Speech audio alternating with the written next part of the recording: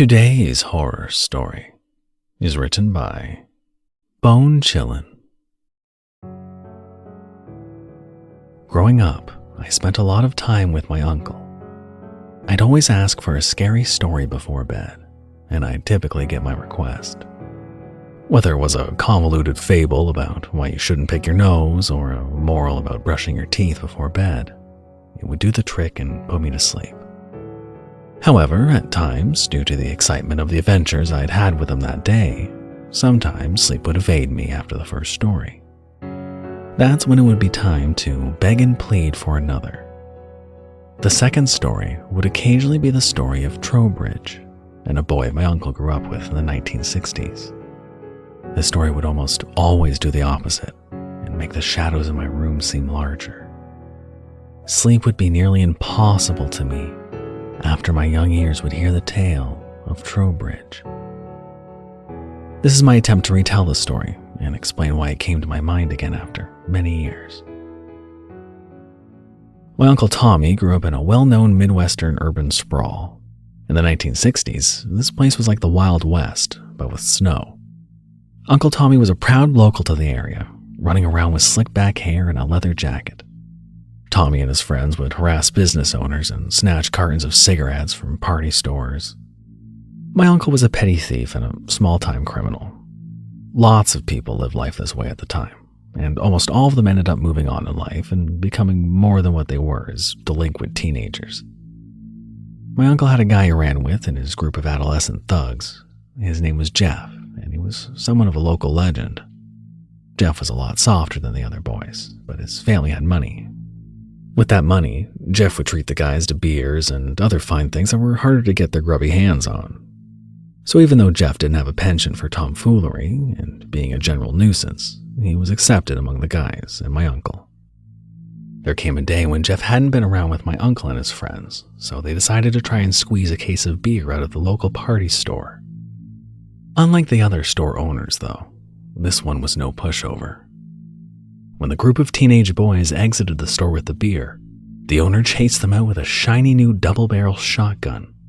Portly man couldn't keep up with the spirited teenage boys, but he did take note of their dark hair and crisp leather jackets. Later that night, toting that brand new shotgun in his Pontiac, on that particular evening, Jeff happened to be sitting on Trowbridge, smooching with a girl from a nearby neighborhood. The store owner saw red as he recognized the jacket and slammed the brakes. The man stepped out of his car and descended on the couple. They both sat, legs dangling over the edge, holding hands. The man began to shout and shove the gun in Jeff's face as he turned around.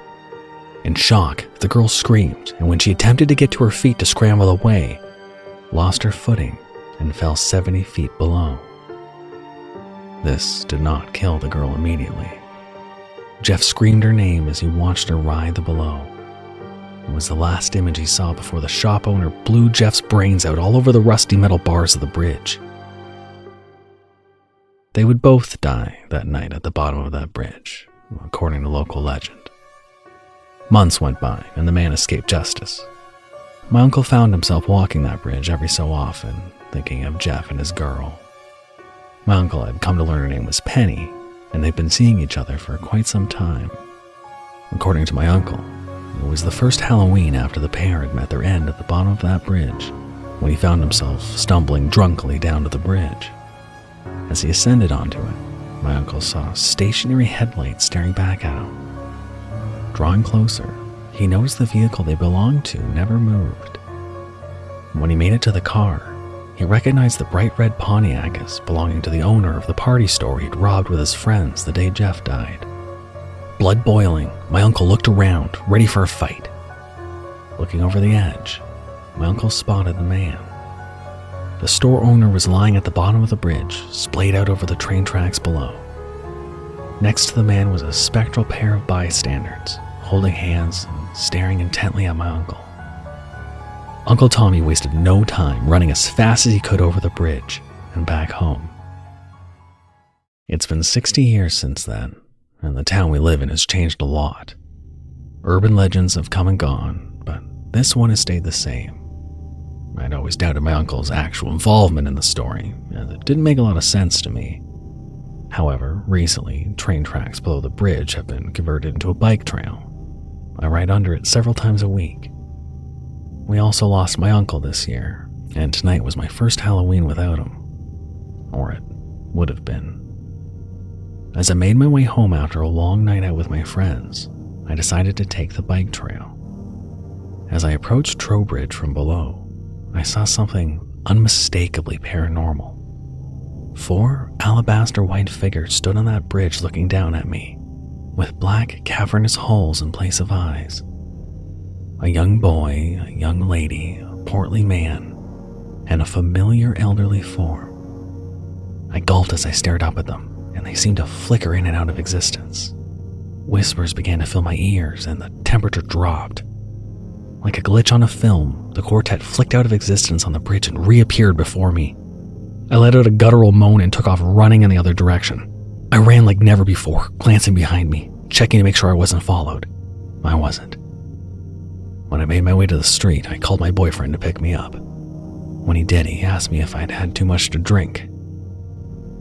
I just nodded and stared ahead numbly. I will never go to Trowbridge again. And next Halloween, I'm staying in. Thank you for listening. You can handle another horror story, right?